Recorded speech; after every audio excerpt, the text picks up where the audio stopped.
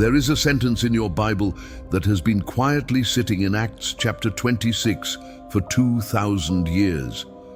Most Christians have read past it hundreds of times without ever stopping to feel the weight of what it contains.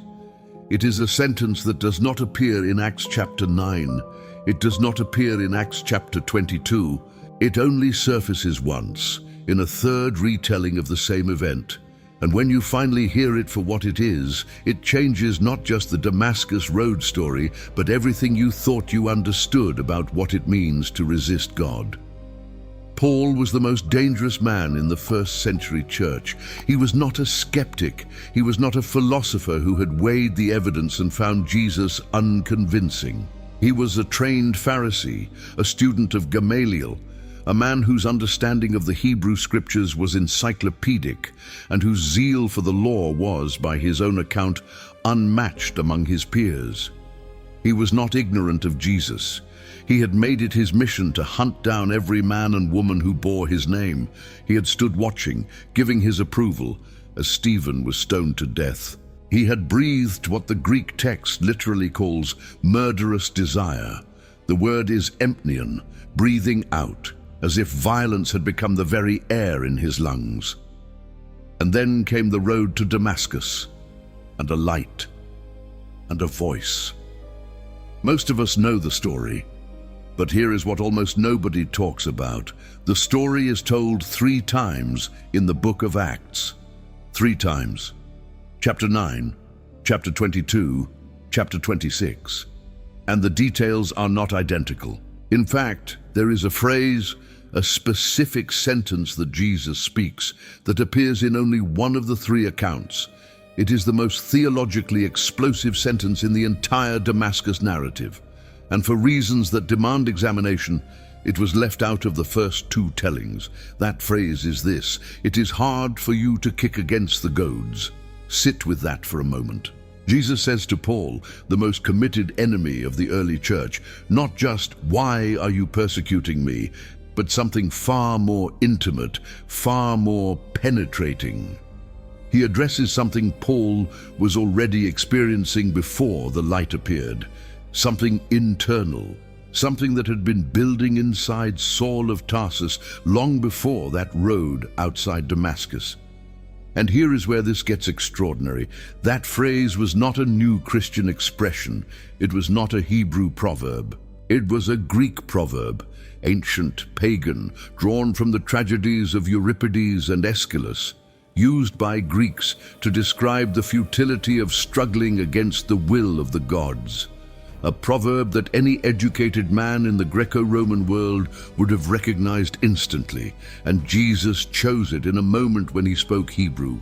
He reached into the cultural vocabulary of the Greek world to describe what was happening inside the soul of a Pharisee who was trying to fight what he already knew to be true. We are going to take every piece of this apart. Why 3 accounts? Why the missing phrase? Why did Jesus speak in Hebrew but reach for a Greek proverb? And most importantly, what does it mean that Paul was already kicking before he ever saw the light? Because the answer to that last question does not only tell us something about Paul, it tells us something about every human being who has ever resisted a truth they could not outrun. If this kind of deep biblical investigation stirs something in you, hit that subscribe button right now and give this video a like. Every time you do, this reaches someone who has never had the chance to encounter these layers. Don't keep this to yourself. Because the first place we need to go is back to the 3 accounts themselves. And when you see what Luke is doing across those 3 tellings, the pattern of what he includes, what he withholds, and precisely where he finally releases the full weight of what Jesus said, you will realize that the structure of Acts itself has been holding a secret in plain sight. There is a reason Luke tells the Damascus Road story 3 times. In a document as carefully constructed as the book of Acts, repetition is never decoration. Every time a narrative returns to the same event, something new is being loaded into it. A layer that the first telling could not carry, an emphasis that only makes sense when the audience has shifted. And the audience does shift, dramatically, Between chapter 9 and chapter 26, the Damascus Road moves from being a piece of early church history to being Paul's central legal defense before the most powerful room he had ever stood in. And it is in that third telling, before that most sophisticated audience, that the missing sentence finally appears. In Acts chapter 9, Luke is the narrator. He is writing for Theophilus, and through Theophilus, for the broader audience of educated Greco-Roman readers who need to understand the origins of this movement, called the Way. He tells the story with precision and economy. A light from heaven flashes around Saul. He falls to the ground. A voice asks, "Saul, Saul, why do you persecute me?" Paul responds, "Who are you, Lord?" And the voice answers, "I am Jesus, whom you are persecuting." That is the substance of the divine speech in chapter 9. No goads. The account then moves immediately to the aftermath. Paul blind, led by the hand into Damascus, neither eating nor drinking for 3 days. In Acts chapter 22, Paul is the speaker. He is standing on the steps of the Antonia fortress in Jerusalem, and moments earlier, the crowd below him had been trying to kill him. He raises his hand. The noise settles, and he addresses them. Luke is specific about this in the Hebrew dialect. The language itself is a gesture of solidarity, of shared identity. He is a Jew speaking to Jews, invoking their common heritage before telling them about the moment that separated him from everything they still held sacred. He tells the Damascus Road story again, in his own words, from his own memory, and again, no goads. The divine speech in chapter 22 is almost identical to chapter 9. "I am Jesus of Nazareth, whom you are persecuting." The phrase about kicking is still absent. Then comes Acts chapter 26. The setting has changed completely. Paul is no longer before a hostile crowd in a street. He is standing in a formal audience hall before Porcius Festus, the Roman governor of Judea, and before King Agrippa II, a man with Jewish lineage, Greek education, and a sophisticated familiarity with Jewish theological debates that Festus himself openly lacked. Paul is making his formal apologia, his legal and rhetorical defense, before an audience that represented both the Roman administrative world and the Jewish intellectual tradition simultaneously. And in this account, for the first time in all 3 tellings, the full speech of Jesus appears. The familiar question comes, the familiar identification follows, and then, added now, withheld until this moment, comes the sentence, "It is hard for you to kick against the goads. Consider the implications." Luke, who was with Paul and who had access to Paul's account of what happened on that road, clearly knew the full speech from the beginning. This was not a detail he discovered late. The phrase was part of the event. What he chose to do was withhold it, preserve it, for the account delivered before the audience most equipped to receive its full weight. Agrippa would have recognized the proverb.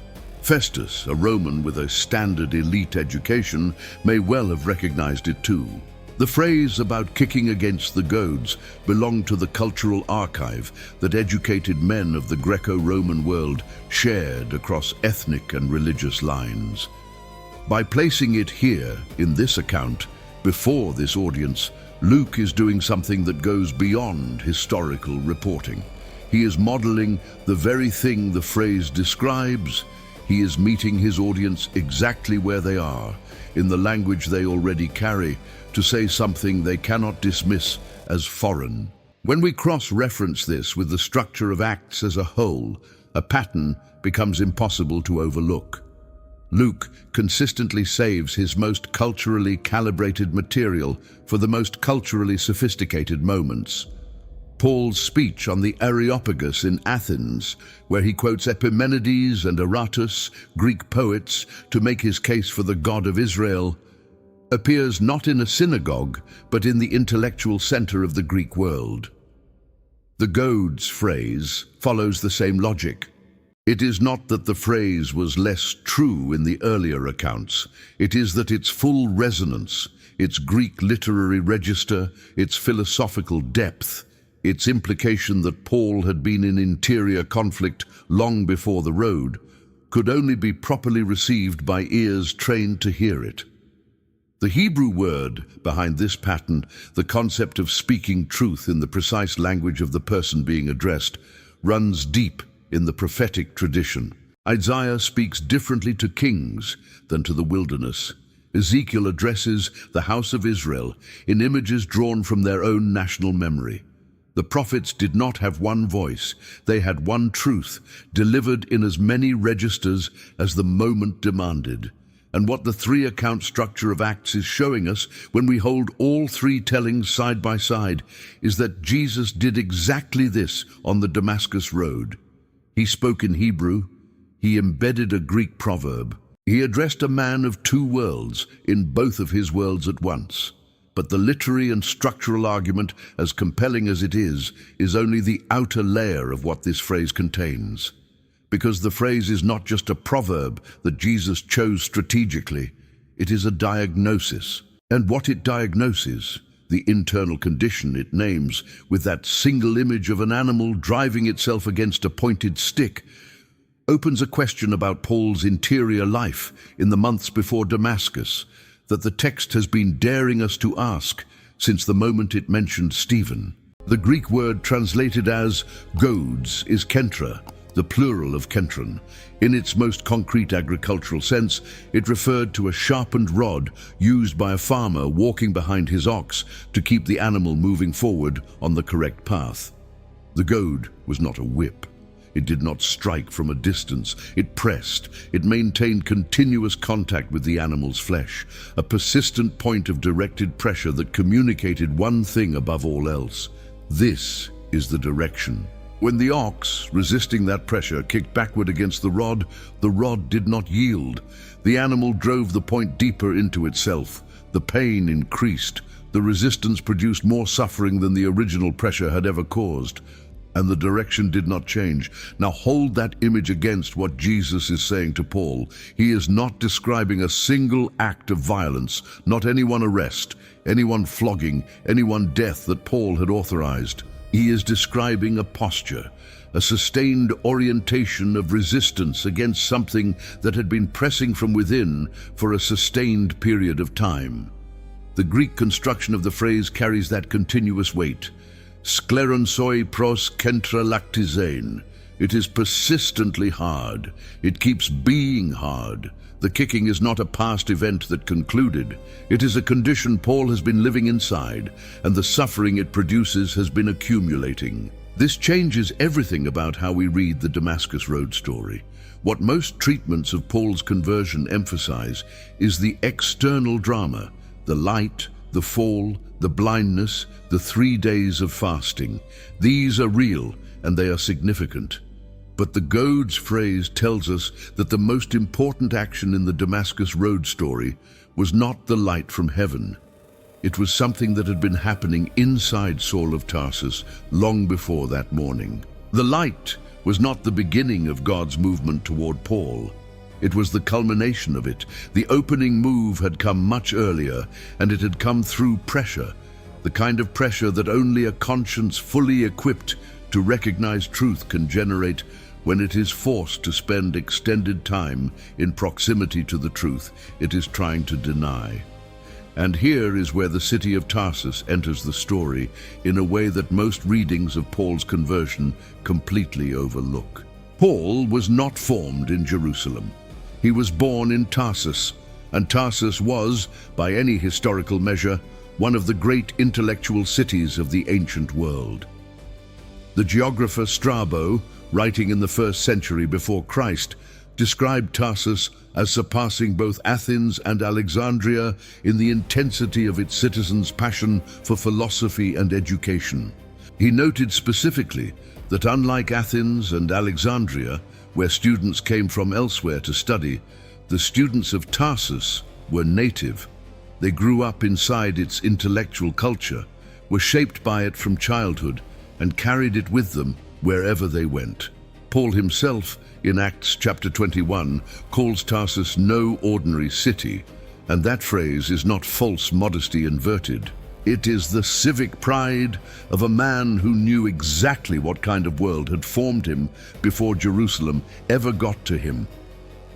The phrase about kicking against the goads appears in Euripides' Bacchae, one of the most performed and most studied tragedies of the Greek world, in the mouth of the god Dionysus, addressing the king Pentheus, who refuses to accept divine power and is moving toward his own destruction. It appears in a similar register in Aeschylus. In both contexts, the meaning is identical and unambiguous. You are a mortal, fighting against a divine force, and the fighting is destroying you. And it will continue to destroy you because the divine force is not going to yield. This was not an obscure academic reference. It was common cultural currency. An educated man of the first-century Greco-Roman world would have recognized it the way a modern reader recognizes a line from Shakespeare, not as a citation requiring explanation, but as a phrase that lands with the full weight of an entire tradition behind it. Paul would have known this phrase. He would have encountered it in Tarsus before he ever went to Jerusalem. And when Jesus spoke it to him, embedded in a Hebrew address delivered in the language of covenant, it would have landed in both registers of his mind simultaneously. In its Greek register it said, "You are Pentheus, you are the man in the tragedy, you are the one the audience watches with dread, because they can already see where his resistance ends." In its Hebrew register it said, "You are the ox in the field, you are resisting the hand of the one who owns you, and every kick has been costing you more than you knew." The pattern is unmistakable when we examine the specificity of the choice. Jesus did not quote Moses to Paul. He did not cite the Psalms. He did not reach for Proverbs or Isaiah, the texts Paul had memorized from childhood, the texts Paul could have argued with from inside his own tradition. He reached instead into the archive of pagan tragedy. And he did it not despite the fact that Paul was a Pharisee, but precisely because Paul was a Pharisee who had also been a boy in Tarsus. The message was constructed for the full person, not just the theologian, not just the Jew, but the man of two worlds who had been trying, for longer than anyone outside his own skull knew, to hold those two worlds together without letting the third thing they both pointed toward break all the way through. Early church fathers who wrestled with this phrase were drawn to its pastoral dimension. Chrysostom saw in it an act of mercy, Jesus naming Paul's suffering before Paul had words for it, the way a physician names a disease that the patient has been carrying without diagnosis. John of Damascus read it as evidence that divine correction is always calibrated, always fitted to the particular architecture of the soul being addressed. What neither of them fully pressed into, perhaps because the classical Greek context was too familiar to them to seem remarkable, was the sheer audacity of the choice.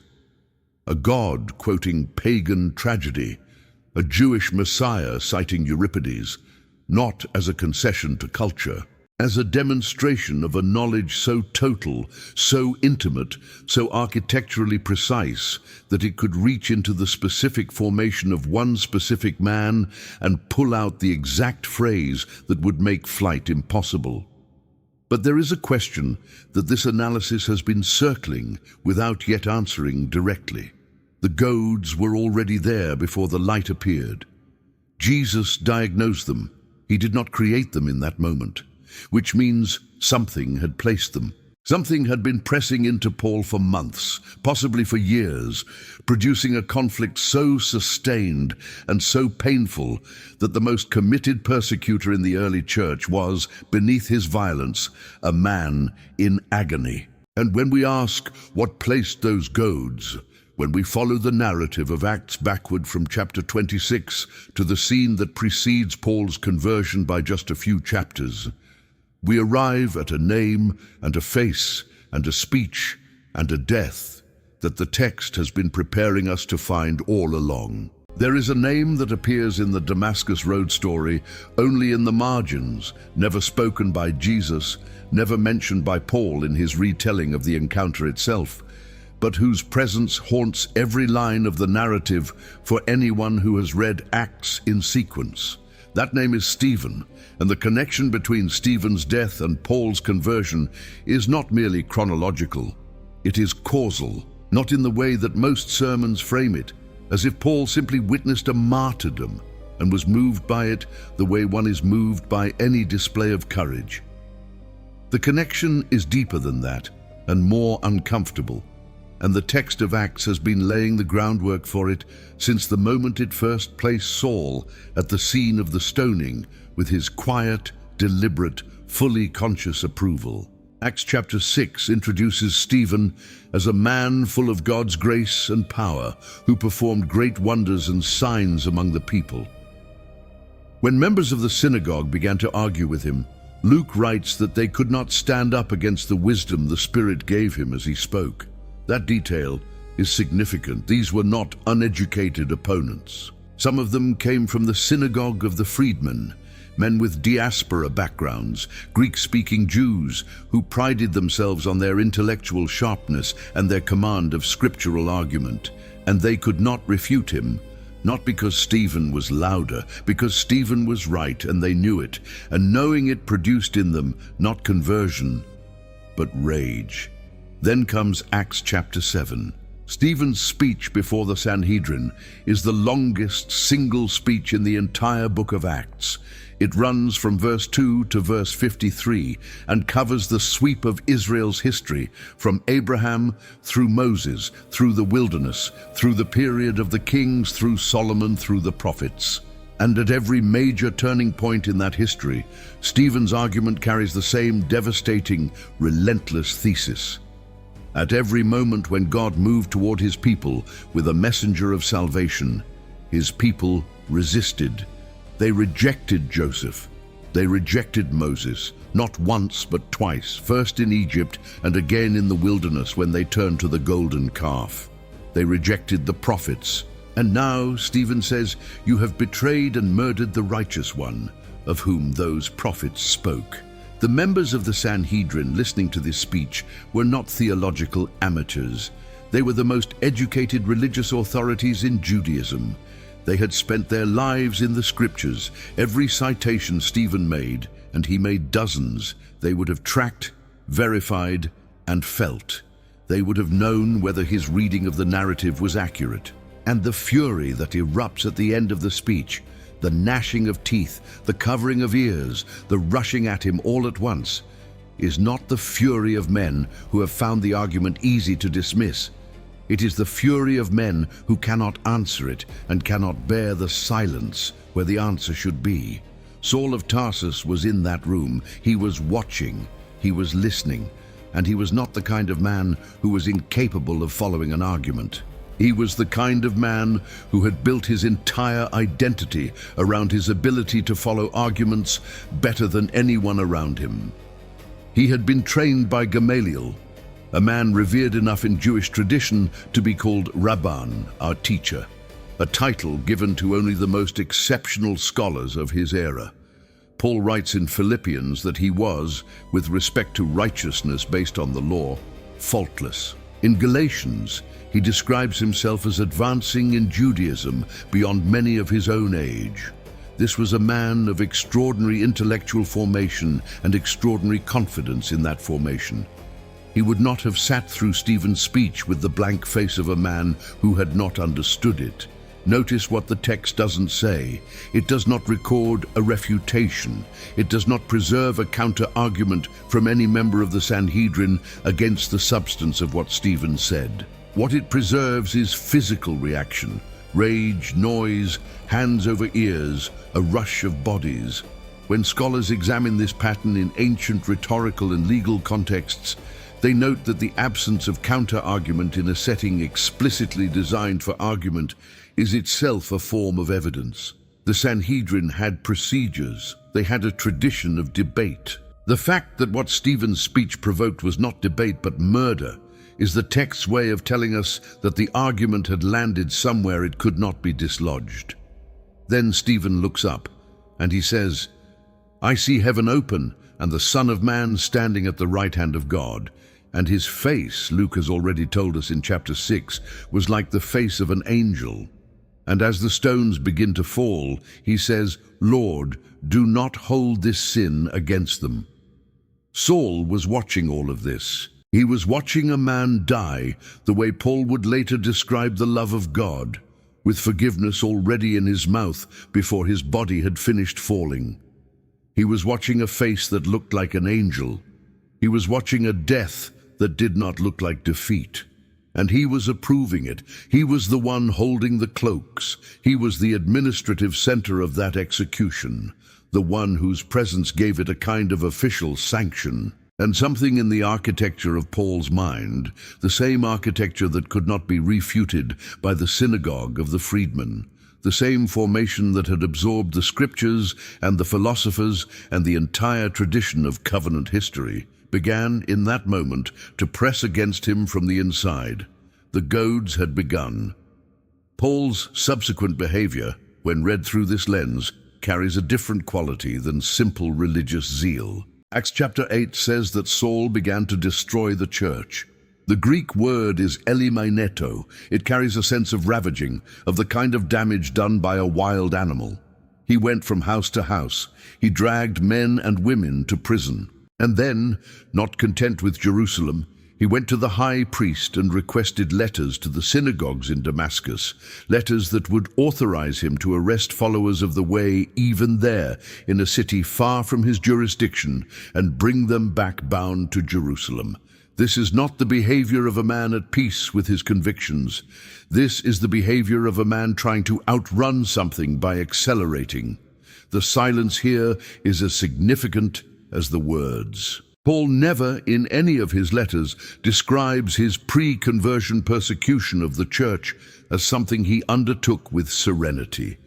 He describes it as something he did with extraordinary intensity. And then, looking back, with something he can only call the worst kind of ignorance, the kind that is not innocent.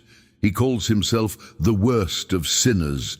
He does not say he was simply mistaken. He says he was the foremost, the chief, as if the guilt of what he was doing had a specific weight that he had been carrying long before Damascus.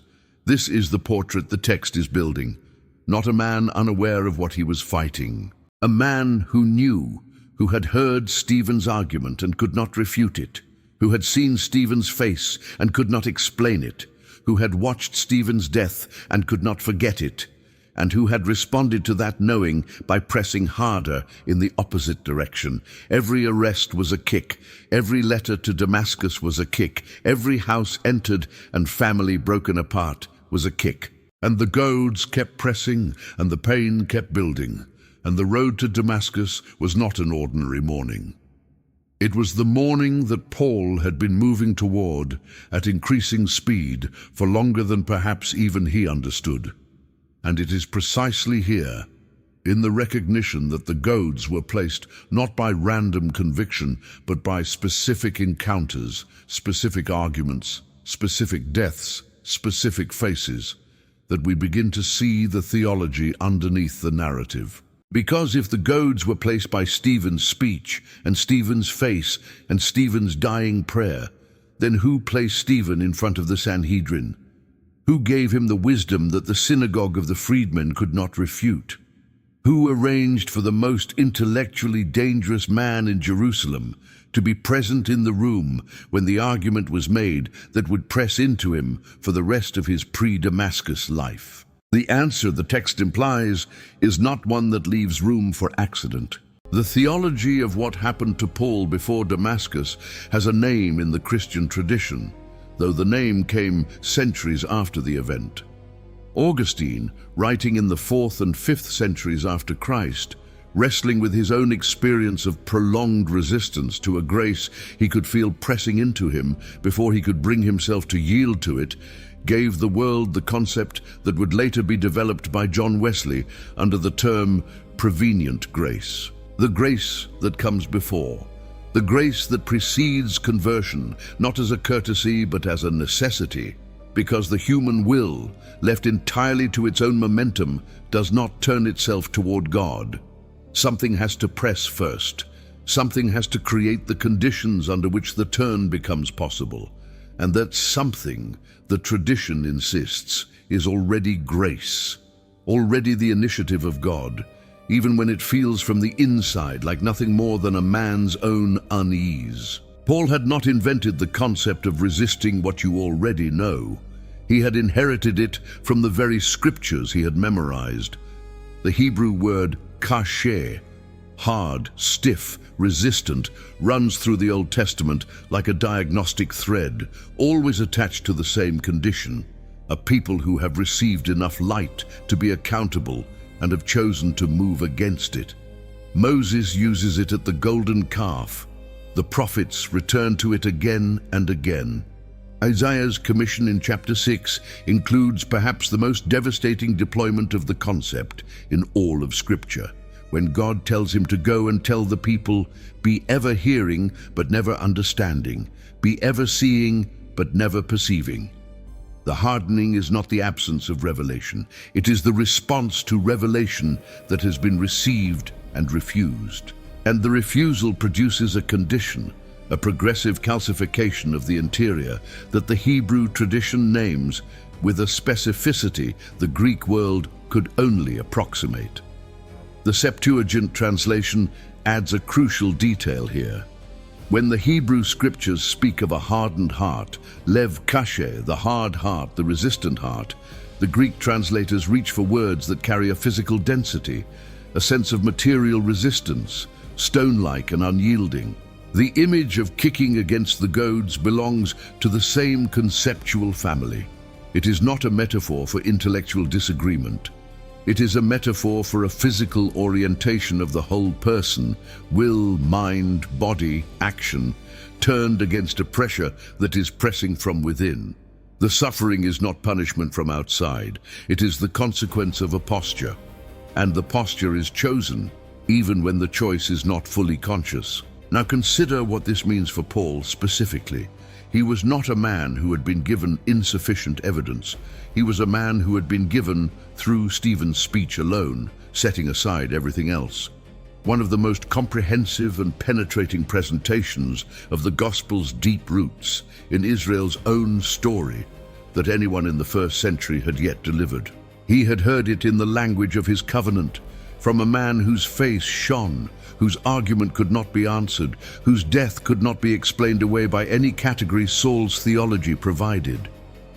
A martyr who died forgiving, a face that shone like an angel, a voice that addressed Jesus as Lord in its final breath. These are not data points that a mind like Paul's could simply file away and forget. They were goads. They pressed. And every act of violence that followed was Paul trying to create enough noise and motion to drown out the pressing. When we cross-reference this with what Paul writes in Romans chapter 1 and 2, a portrait emerges that reads almost like autobiography. He writes that what may be known about God is plain to people because God has made it plain to them. He writes that people suppress the truth by their wickedness, and the Greek word for suppress is kateko, which means to hold down, to restrain, to keep something from rising that is pushing upward from beneath. He writes that their thinking became futile, and their foolish hearts were darkened, and that the darkening was not the starting condition, but the result of a process, a progressive dimming that followed from the initial suppression. This is the phenomenology of kicking against the goads, described now not as a metaphor, but as a theological principle. And Paul knew it from the inside. The typology here points backward and forward simultaneously. Backward to Moses, to whom God spoke from a burning bush after 40 years of wilderness, 40 years during which a man who had been raised in Pharaoh's palace, who had killed an Egyptian in an act of identification with his people, who had fled in failure and spent 4 decades in obscurity, had been pressed by everything he could not forget into the condition of readiness. Moses did not arrive at the burning bush as a blank slate. He arrived as a man who had been formed by failure and distance and the long silence of a desert that gave him nothing to fight. The bush was not the beginning of God's work in Moses. It was the moment when Moses had run out of road. Forward to every conversion narrative that follows Paul in the history of the church.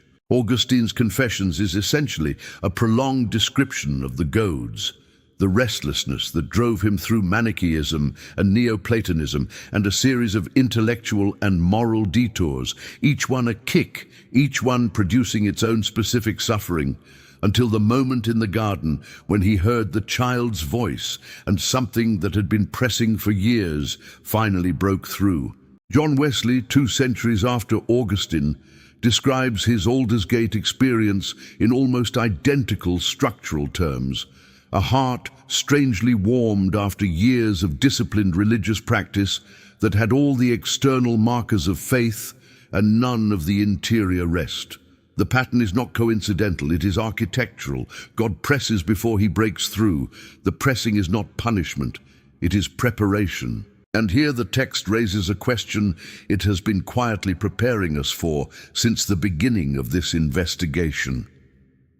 If Jesus chose to diagnose Paul's condition with a phrase drawn from Greek tragedy, a phrase about futile resistance against divine will, what does that tell us about the nature of the intelligence behind the Damascus Road encounter? What does it reveal about a God who could reach into the specific cultural formation of one specific man and select from the entire archive of human language and literature the precise phrase that would land with maximum penetrating accuracy in the full architecture of that man's mind? This is not the portrait of a God who overwhelms human beings with raw power and leaves them no interior room to respond. This is the portrait of something else entirely, something more terrifying and more tender than force. The pieces begin to align when we understand that the goads phrase is not the climax of the Damascus Road story. It is the diagnosis that makes the climax possible. It names what has been happening so that what is about to happen can happen freely, not as coercion, but as recognition. Paul, when he hears those words, does not hear new information. He hears the name of something he has been living with. And the naming of it, the precise, surgical, culturally calibrated naming of his own interior condition, by a voice that could only know it from the inside, produces something that no amount of external force could have produced. It produces the collapse of the last defense, because the last defense was not intellectual. Paul could not be out-argued. Stephen had proved that the argument could be made, and Paul had responded with violence rather than engagement. The last defense was the performance of certainty, the continuous forward motion, the escalating zeal that functioned as a wall between Paul and the thing pressing from within. And what the goads phrase does, in the instant of its delivery, is make the wall transparent. It tells Paul that the thing pressing from within has always been visible to the one speaking, that the performance of certainty was never opaque to the eyes that matter, that he has been known, fully and accurately known, not just since the light appeared, but for as long as the pressing had been going on. And that is where the Damascus Road story is actually going, not to the fall, not to the blindness, not even to the 3 days of fasting in the dark. It is going to a question that Paul asks, 4 words in the Greek, that contains in its brevity and in the title it uses the entire interior movement of everything we have been tracing. A question that is not really a question that sounds like confusion but is actually the sound of a man who stopped kicking. The question Paul asks is this: who are you, Lord? 4 words in English, 3 in the Greek, 'tis a Kyrie. And the most important word in that question is not who, it is the last one, Kyrie, Lord. Paul did not say, "Who are you, stranger?" He did not say, "Who are you, man?" He did not reach for any of the neutral terms available to a person addressed suddenly by an unfamiliar voice. He reached in the first unguarded moment of his encounter with the risen Christ for the word that the Septuagint uses throughout the Hebrew Scriptures to translate the divine name of God, Kyrios, the Lord. the covenant name, the name that a Pharisee of Paul's formation would never have used casually, would never have applied to a random figure in a vision, would never have spoken in that moment without something beneath his conscious theological processing already moving him toward it. He had not yet been told who was speaking. The identification, "I am Jesus, whom you are persecuting," comes after the question, not before it. Which means that Paul addressed the voice as Lord before he knew, in any explicit sense, that the voice belonged to Jesus. Something in him already knew, not as conclusion, as recognition. The kind of recognition that does not require information because it is operating at a level deeper than information. The kicking had stopped, and in the silence where the kicking had been, the word that came out was Kyrie. Let that truth sink in. This is the moment the goads phrase was pointing toward from the beginning, not the light, not the fall, not even the blindness that follows. This single word, spoken before the answer, before the identification, before Paul could have defended the choice intellectually, is the moment the entire interior drama of Paul's pre-Damascus life resolves. All the pressing, all the kicking, all the violence that was actually self-inflicted suffering dressed in the costume of religious zeal, all of it converges in one undefended syllable spoken by a man who had spent months or years trying to be anything other than the thing he was in that moment, a man before his Lord. The blindness that follows is almost never preached the way the text presents it.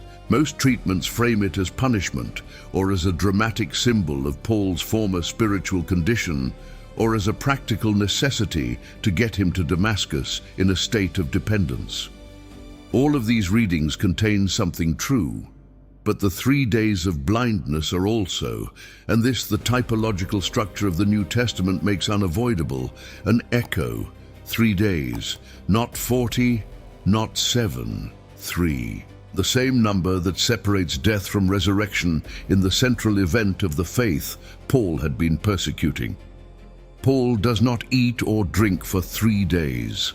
He is in a kind of suspended state, not yet fully in the old life, not yet fully emerged into the new one. And on the 3rd day, Ananias comes, and something like scales falls from his eyes, and he sees. The original language reveals something startling in the way Luke describes what falls from Paul's eyes. The Greek word is lepides, scales, like the scales of a fish. It is a unique word, used nowhere else in the New Testament in this way, chosen with precision for what it communicates about the nature of the sight Paul regains. He does not simply stop being blind. Something is removed, something that had been covering his vision is shed. The image is of a creature that has been living inside a covering that no longer fits, that has grown beyond the shell, the scale, the old structure, and that emerges finally into a world that has not changed, but that it can now see for what it actually is. This is the revelation the entire Damascus Road story has been building toward. Not the power of the light, not even the mercy embedded in the goads phrase, as profound as that mercy is. The deepest revelation is this: the same Jesus who was speaking to Paul on the road was the Jesus whose followers Paul had been hunting. The same Lord whose name Paul addressed in that unguarded moment of recognition was the Lord whom Stephen had called on as the stones fell. The same Kyrios, and the Jesus who chose to appear to Paul, of all people to Paul, and who chose to open that appearance not with condemnation, but with a diagnosis, not with judgment, but with the precise naming of an interior condition that only a knowledge deeper than surveillance could have accessed, that Jesus was not surprised by Paul. He had been with Paul for longer than Paul knew. The goads were his. The pressure was his. The pain of the kicking was his mercy, calibrated to the specific architecture of one specific man, pressing in the one direction that the man's own formation had left him most vulnerable to truth. Hidden beneath the surface of this text is a portrait of divine pursuit that should change the way every person watching this video reads their own story. Because Paul is not presented in Acts as an exceptional case, a uniquely dramatic conversion reserved for the most dangerous enemy of the early church, and not available as a model for ordinary human experience. Paul presents himself, in his letters, as precisely the opposite, a pattern, a template, a demonstration case. He writes to Timothy that he was shown mercy so that in him, the worst of sinners, Christ Jesus might display his immense patience as an example for those who would believe in him and receive eternal life. He is saying, look at me. Look at how long the pressing went on. Look at how hard I kicked. Look at what it took, and understand that if it happened to me this way, the patience behind it is available for anyone. What does it teach us, finally? That Jesus quoted a pagan proverb to a Hebrew-speaking Pharisee. It teaches us that the wisdom behind the Damascus Road encounter was not operating within the boundaries of any single tradition. It was not limited to the Hebrew scriptures Paul had memorized, or to the Greek philosophical vocabulary Paul had absorbed in Tarsus, or to any category that Paul's existing frameworks could have predicted or preempted. The Jesus who appeared on that road knew Paul the way no human being could know another, not as a set of beliefs to be corrected, not as a threat to be neutralized, but as a person formed by specific history in a specific city, carrying specific wounds and specific knowledge and specific points of maximum vulnerability to truth. And he spoke to that full person in both his languages, from both his worlds, through a phrase that meant something irreducibly precise to the complete human being Paul actually was. The question we must ask ourselves is not what this tells us about Paul. The question is what it tells us about us, because the goads are not a first-century mechanism. They are not a feature of a specific historical moment available only to persecutors of the early church. They are the mode of divine pursuit in every era, in every life, in every human being who has received enough light to be accountable for it, and has spent any portion of their life kicking against what they already, at some level, know. The pressing is not punishment. It is the love of a God who made you specific, who knows the exact shape of your formation, the precise contents of your archive, the particular phrase that will reach you where nothing else has reached, and who has been calibrating his approach to you with a patience that does not exhaust and a knowledge that does not simplify. You may have come to this video as a student of Scripture, drawn by the textual puzzle of 3 accounts and a missing phrase. You may leave it with something you were not expecting, not an answer to a historical question, but the unsettling, clarifying sense that the story was not only about Paul, that the goads phrase was not only a diagnosis delivered 2,000 years ago on a road in Syria, that something has been pressing in you for longer than you have had words for it, and that the light you have been outrunning has not been pursuing you with condemnation. It has been pursuing you the way it pursued the most dangerous man in the first-century church, with a knowledge so complete, so intimate, so architecturally precise to who you actually are, that the only thing left, when you finally stop, is the word that Paul spoke before he even knew who was speaking. Kyrie, Lord. If this investigation has reached something in you that you were not expecting to have reached today, leave a comment below. Tell us what phrase landed hardest. Tell us what you are still sitting with. Share this video with someone you know who has been on a long road, who has been pressing forward with a velocity that looks like certainty but feels, from the inside, like flight. Give this video a like and subscribe if you are not already part of this community, because there are depths in this text that we have only begun to open, and the layers beneath the layers do not run out. And if you are watching this and you recognize yourself in Paul, not in his greatness, not in his apostleship, but in the kicking, if you have been on a road of your own and something in this story has named a condition you have been carrying without a name for it, The door that was open for Paul is open for you. It has been open. It was open long before this video. If you are ready to stop, you can type these words in the comments right now and mean them. I accept Jesus Christ as Lord and Savior of my life. That is not a formula. That is the Damascus Road. That is the moment the kicking stops. And everything that comes after, the scales, the sight, the life you were made for, everything that comes after is worth every word of the journey that